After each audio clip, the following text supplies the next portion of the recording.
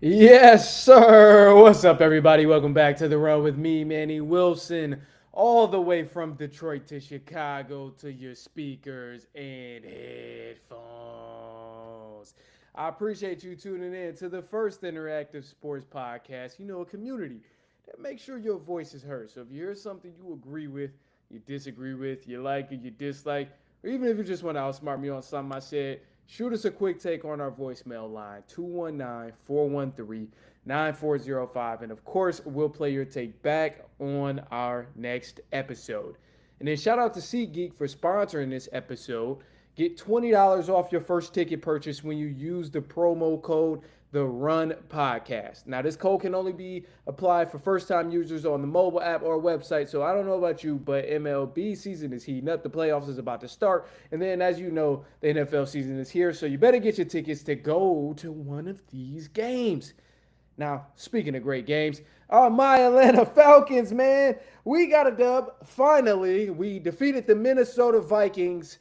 Falcons beat the Vikings 22-6 in Minnesota. And before I touch on too much for it, I just want to go ahead and let head coach Raheem Morris share his thoughts in the post-game interview about what he seen and witnessed in this game here. So here's head coach of the Atlanta Falcons, Raheem Morris, after the win.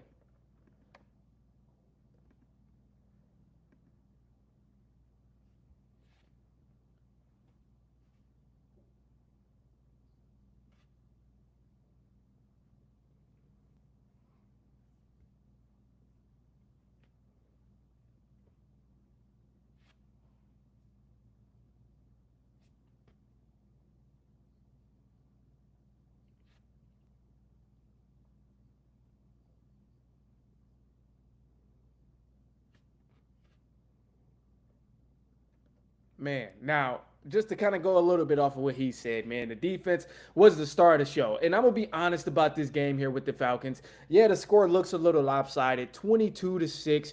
It sounds like it might have been a beat down, but truth be told, it was kind of a snooze fest. I'll be honest, man, it was a snooze fest. Neither offense could really get rolling throughout the game. It was a very defensive game all throughout the game. It was a lot of field goals, things like that. But ultimately, the Falcons scored a touchdown late in the game that made the score look a lot further than what it actually was. The game was way closer than what the score reflects.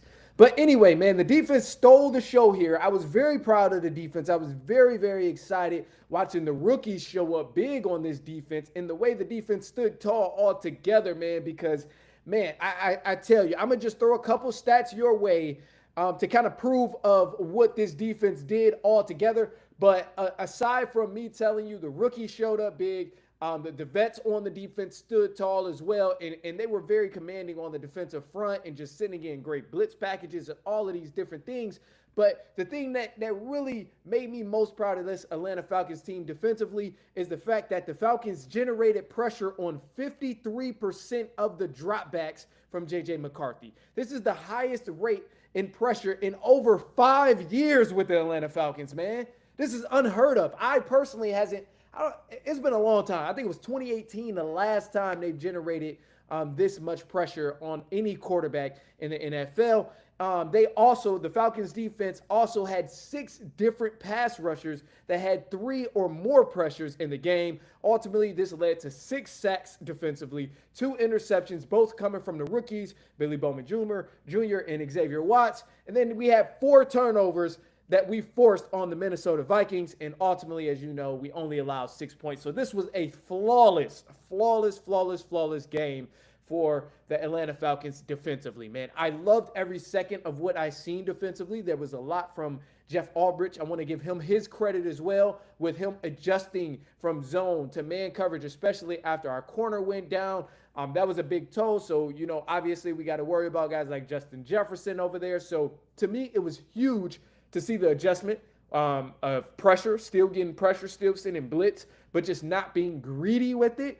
That was extremely important to me. So I loved every bit of this from the defensive standpoint. And ultimately, I got to give a lot of credit from the special teams as well, because we generated pretty much all of our points from special teams. And I think it's important that we acknowledge that Raheem Morris had that faith in our new kicker, Parker Romo, which is amazing. He was 5 for 5 out there, hit a 54-yard field goal. He was great, man. We finally got a new kicker in Atlanta, thank God. But what's even better is the fact that head coach Raheem Morris trusted our special teams and trusted the kicker, man. He didn't get greedy in all of those red zone options or opportunities that we had. He stayed focused. He stayed, level-headed, and he just took the field goal when we were struggling in the red zone. And this ultimately helped us because if we'd have been trying to go for it, fourth down, going for it, and then not getting these conversions, then we're looking at a lopsided score, or maybe we're just continuing to give the Vikings more opportunities and more momentum to build off. So I was very, very intrigued by this defense. That was the first thing. And, man, this type of momentum that the defense had for the Falcons, if they keep this momentum, they can be a very, very scary team, and they'll win a lot of ball games if they continue to keep this type of momentum defensively. So I was very proud there. However, I kind of want to shed light on the good before I go to the bad, but offensively, they struggled like crazy. And it was a big-time adjustment for the Falcons offensively. Now, some of the good things in the offense that I noticed with the Falcons was the fact that, obviously, Bijan Robinson had a huge day rushing, almost 200 yards. The offensive line did make something happen for him, and Tyler Algier had some good rushing yards as well, had a couple good runs out there. But ultimately, we just didn't really have a good flow on the offensive standpoint. And, despite whatever the score reflects or however many yards Bijan Robinson had, the thing that bothers me most with this Falcons offense was the play calling, man. I did not like the play calling. It was not good. We got out of pistol finally and went to the spread and different formations. I seen we tried some trickery there. We had a direct snap to Bijan Robinson, which was cool, but ultimately we got to get so much more creative because with the talent that this team has on the offensive side of the ball, I just don't understand how you can stall out time after time, drive after drive with this much talent on the roster for the offensive end of the ball. It just doesn't make sense to me. And, one of the things here is with Zach Robinson, like, okay, yes, I understand, I want to have that sympathy towards Zach Robinson. Yes, I really, really do. I want to have the sympathy toward him of, okay, well, Zach Robinson, he's still new. He's still a new offensive coordinator.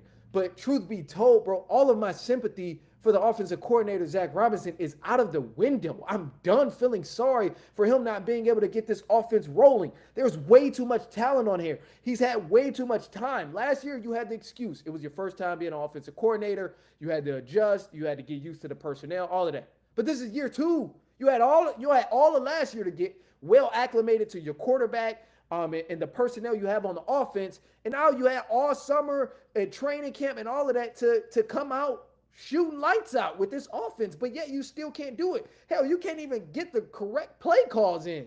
And to me, it was bothering me, aside from the play call that Zach Robinson had with the Falcons, the fact that you were putting Michael Penix Jr. in such a bad situation, giving him play calls when it was 15 seconds left on the clock. Like, what are we doing? How do you expect a guy like Michael Penix Jr. to read? How do you expect any quarterback, not just Michael Penix Jr., how do you expect any quarterback to read a defense that's shifting, that's constantly giving you stunts like the Vikings defense does, and you're giving the play call with him giving him no time to read the defense?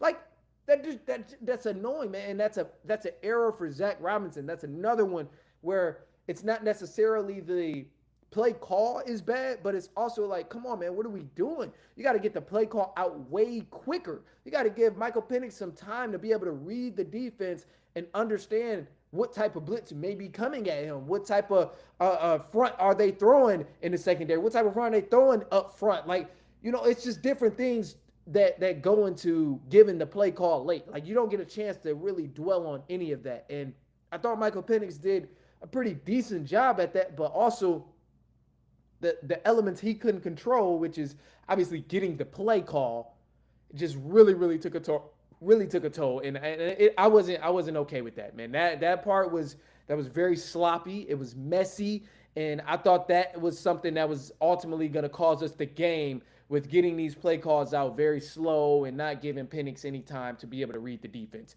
That I was not happy with that at all. Despite how great the running game was, Not happy with that at all. And I will say this. Yes, we had a successful night running the ball, which was cool. And if that's going to be our identity of running the ball and being, straight, heavily reliant on Bijan Robinson and Algier, that's cool. But ultimately, we still need to be able to make plays down the field, and we still need to be able to get the ball in our receivers' hands, especially since they were out last week. We got Drake London and we got Darnell Mooney back this week. Drake London almost had to sit out, but yet we had these weapons and didn't do anything for it. And I'm all for, adjusting to the defense and being able to, do whatever is going to get us to win. So I'm cool with that. But I'm just saying we still need to be able to have some sort of explosive plays down the stretch. We need to be a dynamic offense where we're not one-dimensional. And that's the last thing I want is for this offense to be so reliant on a run game where we can't even get an air attack going. So that's really my biggest concern with Zach Robinson is like getting these play calls out and just polishing off this offense, man, because it was rough.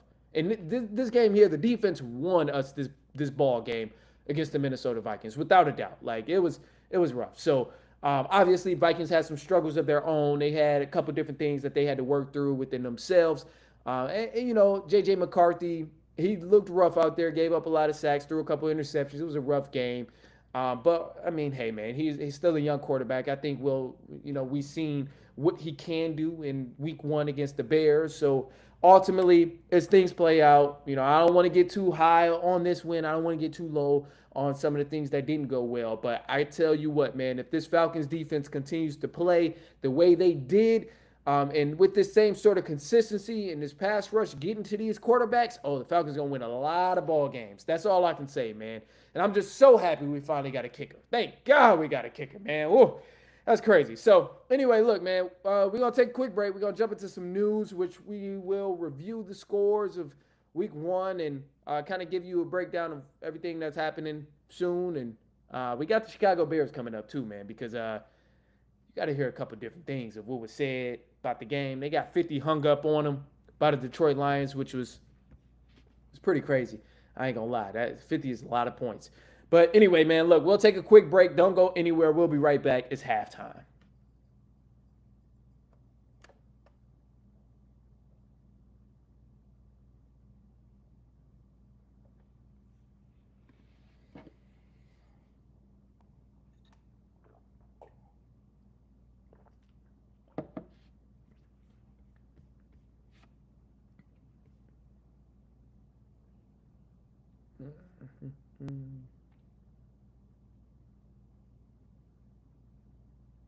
All right, let's get it.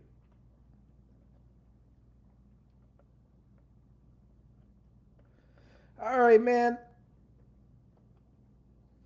All right, let's get into it, man. Welcome back to The Run with me, Manny Wilson. We got some news for The Run. Leave us a quick take on the voicemail line if you want to be involved. 219. What's that number? 219-413-9405. And then we'll play it back next episode. Of course, now some news for The Run. I'm going to just go over some of the scores that happened week 2 in the NFL and to kind of give you a breakdown of what's finishing up in week 2 of the NFL.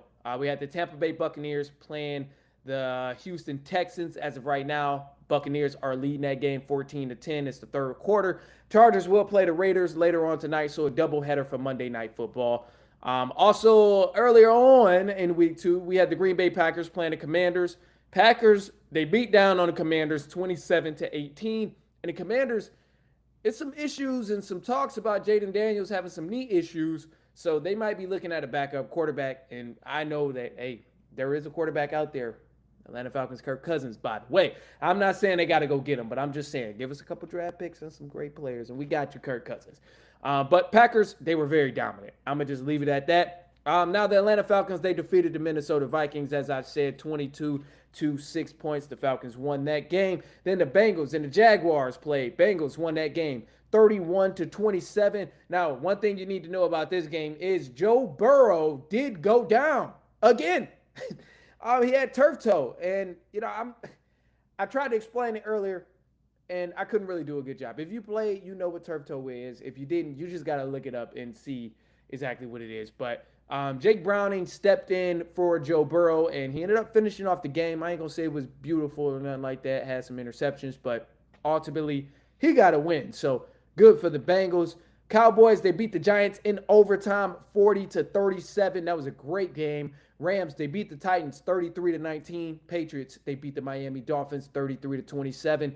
49ers beat the Saints. The Bills, they beat the Jets 30-10. Seahawks, they beat the Steelers 31-17. Ravens, they beat the Browns. A mollywop. They smacked the Browns.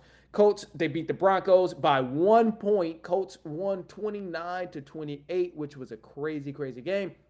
Cardinals, they ended up beating the Panthers. Eagles, they beat the Kansas City Chiefs 20-17, 2 times straight. They beat the Chiefs, obviously, in the Super Bowl, and then they just beat the Chiefs in exhibition as well. And the last game here that everybody has to know about, man, oh, man, the Chicago Bears and the Detroit Lions. The Lions hung up 50 points on the Chicago Bears. To be exact, it was 52-21. And after the game, a lot of people was kind of wondering what would be said by the head coach of the Chicago Bears, Ben Johnson. And Ben Johnson, he responded to a question that was asked about, putting up 50 points on him. So they asked him if he thought Ben Johnson was trying to run up the score and all of that. And this was they asked him if Dan Campbell, head coach of the Lions, was trying to run up the score on Ben Johnson. And this is Ben Johnson's response to that question. Here it is.